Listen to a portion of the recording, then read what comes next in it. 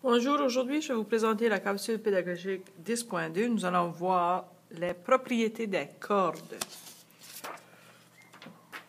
Ça fait, on l'a vu dans la partie 10.1, une corde, ici c'est un segment de droite qui joint deux points d'un cercle. Alors ici, ceci c'est une corde. Et on l'a vu aussi à partir du centre jusqu'au bord du cercle. Ici, c'est un rayon, un autre rayon. Et ici, on pourrait dire que ceci, c'est une corde. Et cette partie ici aussi est une corde.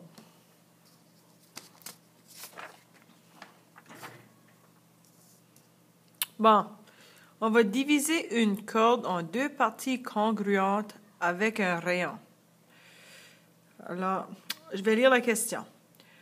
Le rayon CD, alors CD, le rayon, ça nous dit que c'est le rayon du cercle, divise la corde AB, A et B.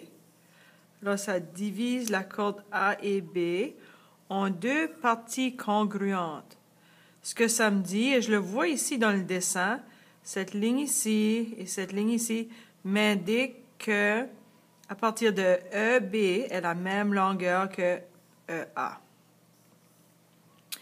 La corde AB mesure 8 cm.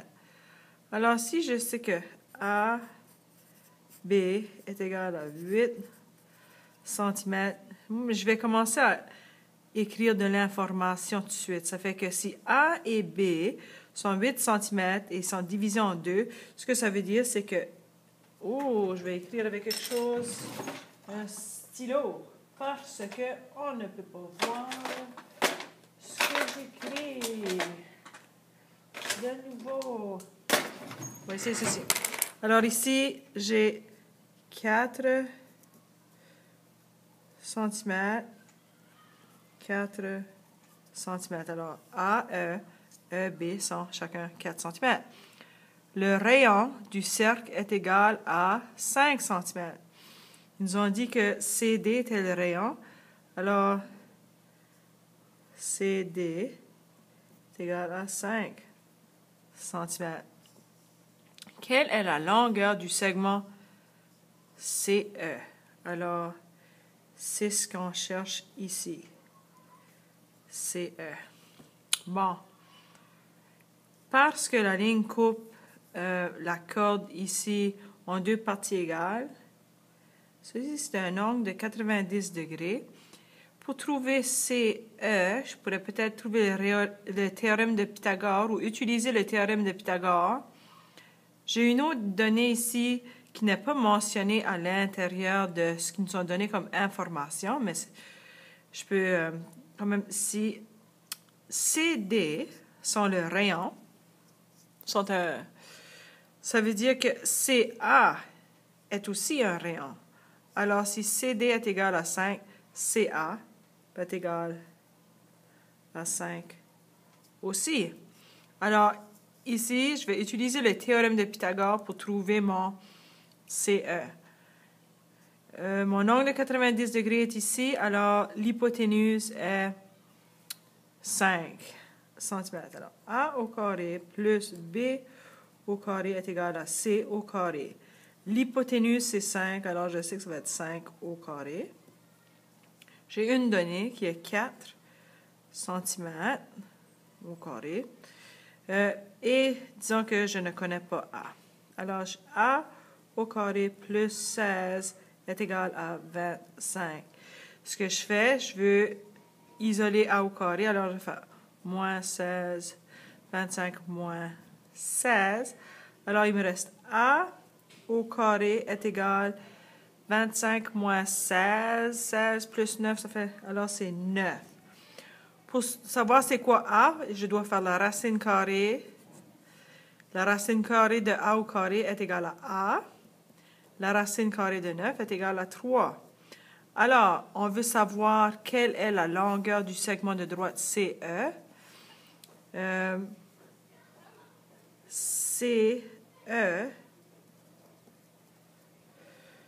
CE est égal à 3 cm. Ça fait, si j'étais pour écrire une énoncée, la longueur du segment de droite CE est de 3 cm. On a une question ici. On veut utiliser la propriété des cordes pour résoudre des problèmes. Je vais utiliser un crayon. Louise veut percer un trou au centre d'une table circulaire. Ça fait, on a une photo ici, c'est pas trop clair, mais il y a une table circulaire et elle veut installer un parasol. Il faut utiliser un schéma pour expliquer comment elle peut trouver le centre du cercle. Je vais vous montrer une petite technique. Je vais utiliser mon équerre. Je vais utiliser des pouces parce que mon équerre, je n'ai pas de centimètres. Alors, je vais dessiner une corde.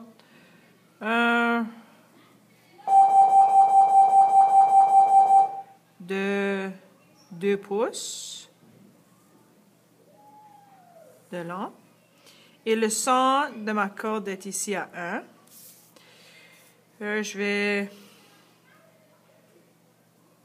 ici dessiner une autre corde. Je vais utiliser 4 pouces pour le fun. Et le centre de 4 pouces, c'est 2. Ce que je vais faire, je vais utiliser mon équerre et dessiner une ligne droite à partir du centre de ma corde. Je vais revenir un petit peu. Ici, je peux continuer ma ligne. Ça fait ça, c'est ma ligne. Et ici, je vais faire la même chose à partir de l'autre corde.